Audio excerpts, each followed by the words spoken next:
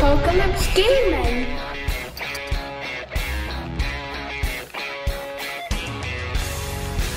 Hi there folks, and a Happy New Year to you all. I might be doing a separate Happy New Year's video, but just in case I don't get round to it or don't get it uploaded, Happy New Year in this one.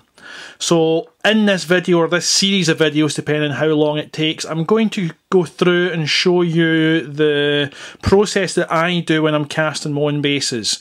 So I've got my bases all made up, the masters. What I need to do is then attach these masters to a bit of hardboard.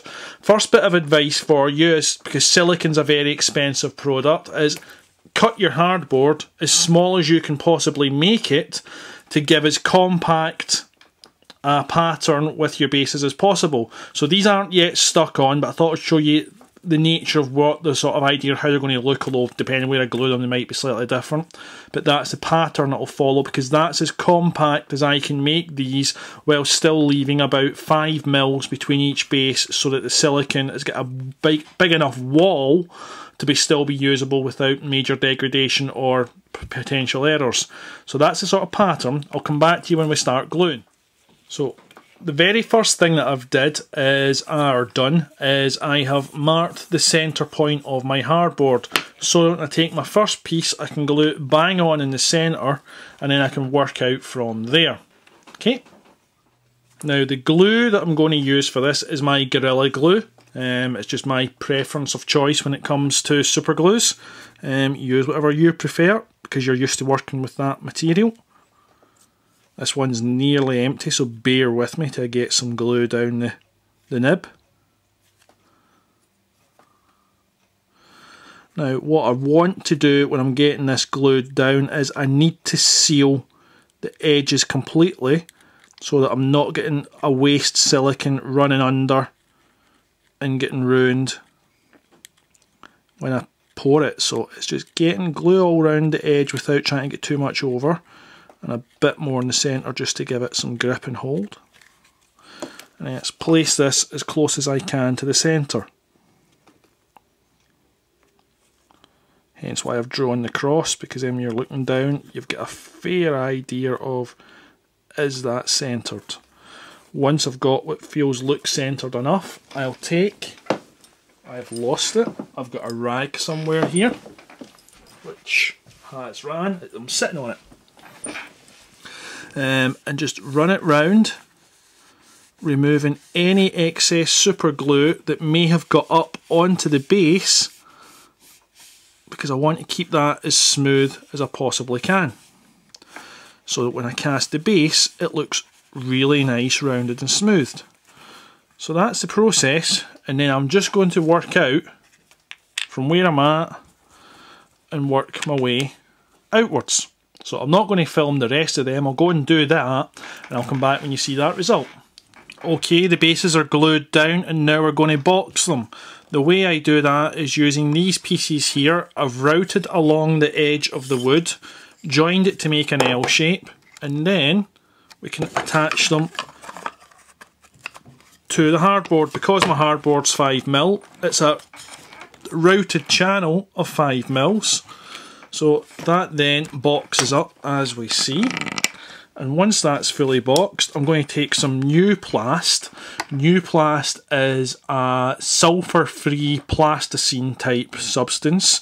Any clay that you use when you're working with silicone, it needs to be sulphur free or your silicone won't set. And I'm just going to go up these edges and I'm going to clamp these edges, and from there I can then pour my silicone in. Well, that's my box all clamped off and got the new Plast, which is our sulphur free clay, in each of the corners. I don't need to put any in here because the gap is so tight that I don't need to worry about it. So the next thing we need to do is work out how much of our actual silicone we're going to use. Now I use Smooth On products, which makes it dead easy, because Smooth On have an estimator guesstimator on their website where you can work it out by model size or by box size. So I've measured my length, my width and my height, and I got 13 centimetres, 1.5 centimetres, which gives me 0.5 centimetre above the highest point, and 9.5 centimetres on the width. You fire these sizes into the smooth on calculator. It tells me I need 0.23 kilograms for A plus B, and I mix them 1 to 1. Therefore, 230 grams means I need 115 grams of A and 115 grams of B. Very simple. I've found out that sometimes on previous moulds when I cast them, I end up with a little bit of excess. So what I'll do is, now I've got my main part ready, I'll just make up a dummy part for some excess, for something that I might want to cast more of, and I'm too tight to buy them, say. So say it's something from a GW kit, I'll find something like that I might want to use in other projects. I don't want the entire kit because I only want that one piece replicated over and over. So I'll make up a box that I can do that with, which will be my spares box. Should have too much silicone. Otherwise I won't need to use it. Right then, now the mould box is completed, the next part of the process is creating the silicone, getting it prepped. So I'm using Mould Star 15 Slow from Smooth On. I've got protective gloves on because I don't want the silicone all over me. It's a thing way to clean up, it's a bit annoying to clean up if you make a mess of it. So it's platinum silicone rubber, Mould Star 15 Slow. So it comes in the two tubs, the blue and the yellow, mixed 1 to 1 by weight, not volume, although you think you can pretty much do them by volume as well in this, but check the details. But by weight's the accurate way. So I'm going to tare my scales. You put your cup on it first, turn it on, and then zero it, even if it says 0. That way you know it's exactly right. From the measurements, we know it's 115 grams of each substance. I've given that a really nice good shake. And now I'm going to add. I'm not sure if I've got enough in this tub, but I've got a second tub there should I need more. Trying to add it as smooth and as thin as possible just to minimise the air bubbles. I can see some air bubbles going in and I want to minimise them as much as possible, so I'm getting a long thin stream and just keep adding until we hit that magic number of 115.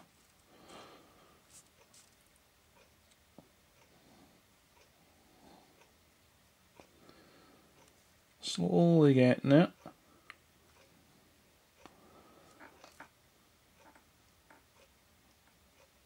As we see, we do want this exact. There we go, 115.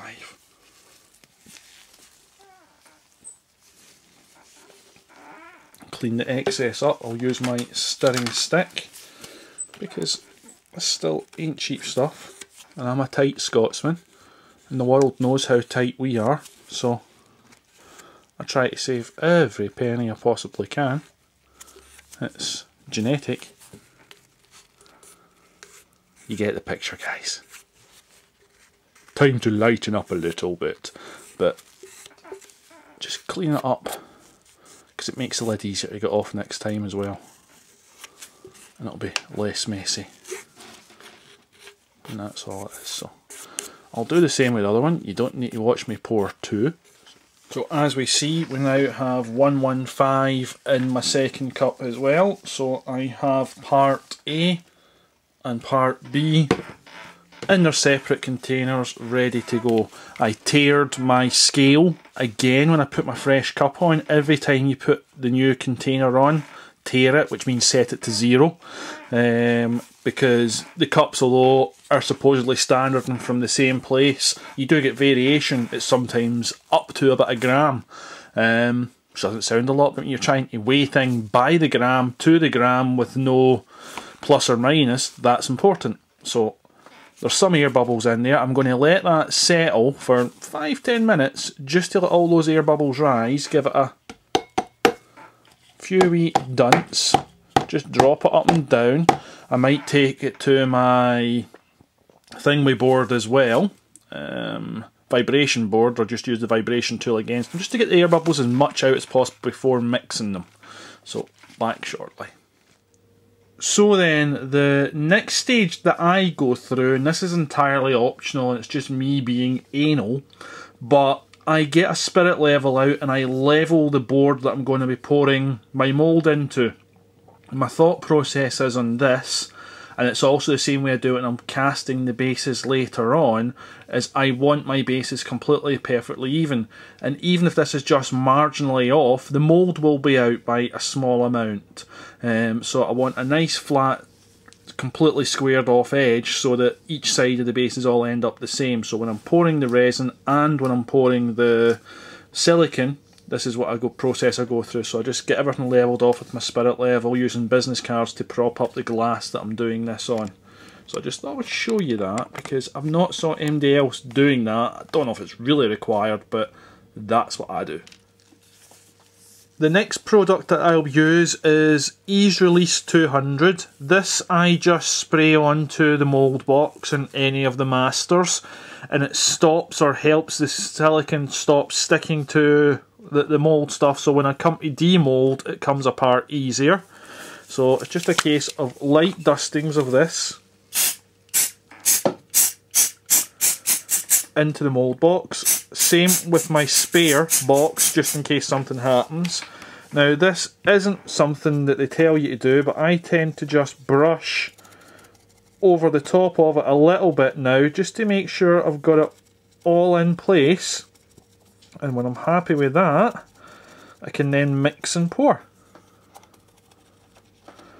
Particularly these sort of overhang areas, I just like to make sure I have it into all those, because those are the bits that are likely to cause me problems once the silicone has fully cured and set. So just take that little bit extra time and little bit extra care, because it ain't a cheap product, your silicone. So you want to take care of it and make it last and make it work for you. So take any precaution you can. This can, although it ain't cheap as your initial one-off purchase, because you're using so little of it, it lasts and lasts and lasts and lasts and lasts. So it's worthwhile having it and worthwhile using it. I have heard other people suggesting use Vaseline. I don't know whether that's something you can do or can't do. It's something I haven't tried, and it's something I won't be trying, because I'm very happy with the product that I've got. So that's that done. I'll do the same there. So now I can mix up my silicone. Back shortly. Okay, that's me all set up, ready to mix. I've let these settle for 10 minutes, so the pores are bubble free. I'll probably end up with some more bubbles as I add one to the other. Now if we look at the substances, they're both of a similar viscosity, so it's going to make no difference really which one I add to the other because of that similar viscosity. If one was runnier than another, that would have made the difference, and I would have added the runniest solution to the thicker solution, but as they're both about the same, I'm just going to add one to the other. But I want to do that down the side again and try and get as little air bubbles as possible as I add my pour. I'll then scrape the side off and mix this thoroughly. I have a pot life of about 50 minutes and a cure time of 4 hours. That's important information depending on which silicone you choose to use. As I say, this is Smooth On's Mould Star 15 Slow. But different pot lives means you're going to have to work at different speeds. Different cure times will then make a difference as to when you can actually demould. Becomes more apparent when you're working with resin, when you're working in short minutes. The nice thing about the Mould Star 15 that I find is it doesn't need vacuum degassing. There's plenty of silicones out there that require vacuum degassing. I don't have that ability at home, so this is an excellent option for me. Oops, I've got a little bit of escapee over the side, I don't want that. It's just a case now of get every gram out of this container and into the other container. This is getting a little bit messy, so I'll do the rest of that off camera so I can get the camera out of my face so I don't waste my silicone. So back shortly. So that's me transferred as much as I physically can. As we can see, there is a few air bubbles sitting at the top. Well, you can't actually see that in camera at all, I don't think. But there's a few air bubbles sitting at the top, but there's not a lot I can do about that. So it's now just mix these up until I get an even, consistent green. This is a long process, take me a good 5 minutes to do this thoroughly and properly, so I'm not going to bore you and let you watch me do this, but you can see the two colours beginning to mix. You want to do this though as even as possible to introduce as few air bubbles as possible. So that's all the process, so I'll be back again shortly. Okay, so we have got the stuff mixed. The air bubbles are rising to the surface on a mixed one, but I want to now get this in so they start rising out of the box. But the first thing I'm going to do is take a bit of silicone and brush it onto my bases. This isn't a brush on silicone per se, it's not designed as one that you brush on and build up your silicone mould that way, but it's a tip that I've saw in a few videos. Smooth Ons I think has it, or one of their educational videos has it. Viv over at Rubbish In Rubbish Out does this as well, and it's something that I do.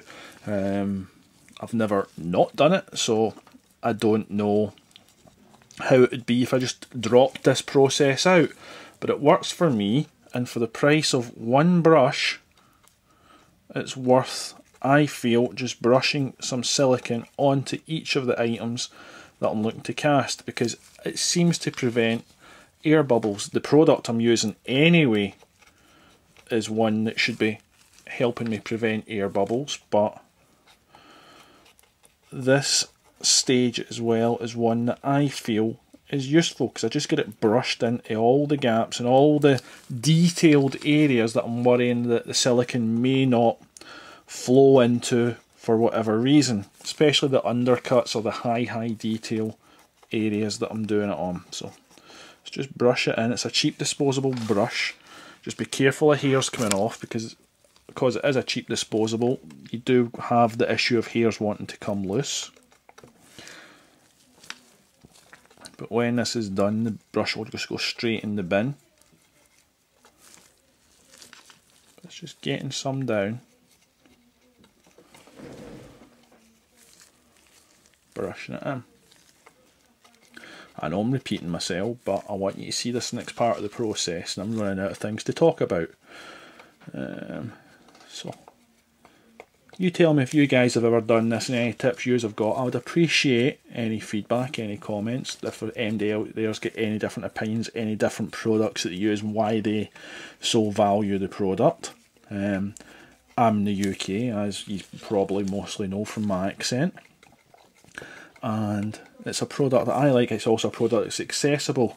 I can't remember the name of the one that I think Midas Terrain uses.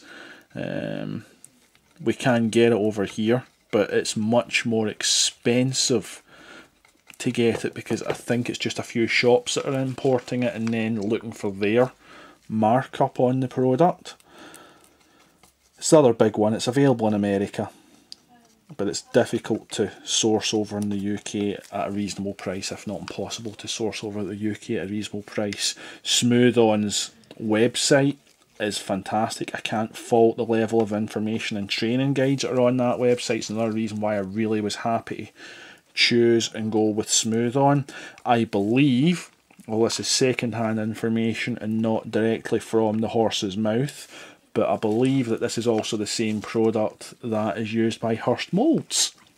Those of you out there that are Hurst fans, although I don't know if he's using the 15, I have heard that he's using the 30, which is the slightly stiffer and less pliable version of this.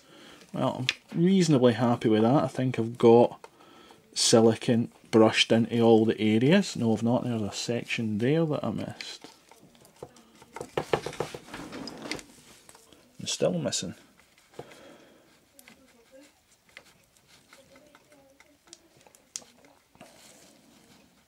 There we go. It's just these sort of areas where there's the potential for an air bubble to form that I'm just trying to protect against it happening. And that way my bases are exactly the way I want and need them to be. So that's something I'm quite happy with now. So now I'll need to start pouring.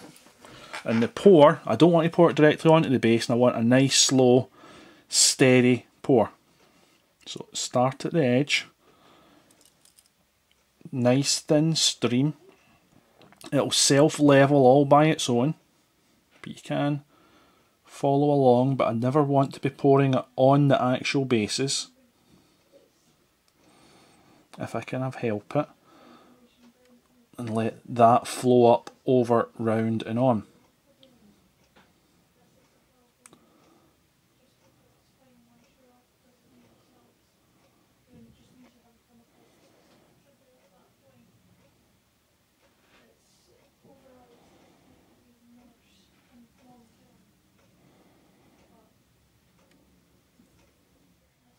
Right, that's me back with a fresh battery. To finish the pour before I came back with the battery, I had the perfect amount, so my excess box didn't need to be used. So I'd done my measurements fine, but the excess box is something I always prepare.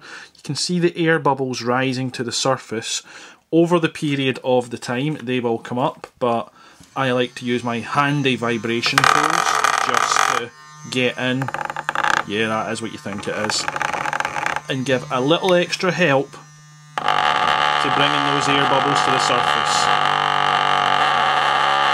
So I'm going to do that for the next 10 minutes and just help these come to the surface so that my mould is perfect, but the actual product itself is very good at expelling the air bubbles and allowing them to come up through it, which is why it doesn't need vacuum degassed. So I'll be back when I've got this fully degassed, using my tools and letting it do its cell, and when it's set. There's no point in seeing the surface without the bubbles. We'll see what it's like when it's cured.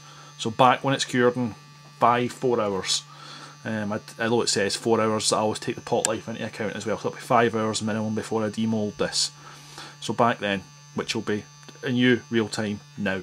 Well then folks, it's the moment of truth. It's had 6 and a bit hours because we had dinner to set up, which is more than ample time. So unclamp. If you haven't got this style of clamp, they're invaluable. I like them a lot. It's one of my favourite styles, and it's just a case now of separating one edge at a time. We do get a reasonable stick from the silicone initially. So one solid block. Let's just unpeel.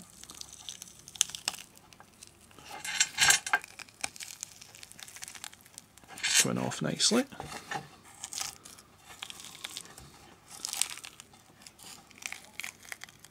Oh, I've got a bit of leakage under one of them.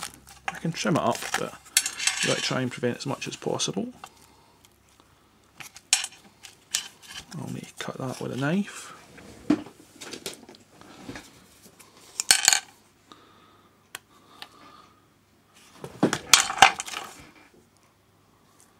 So that's just a wee bit of trimming around the rim there, but that's fine.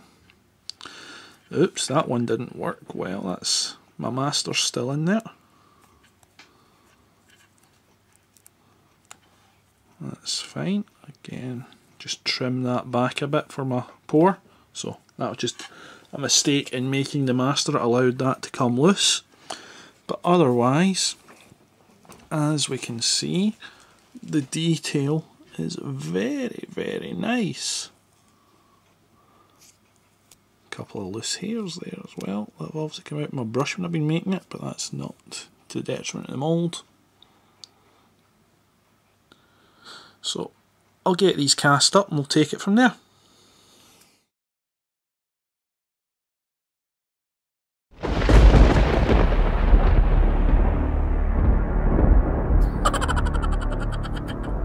Apocalypse Gaming.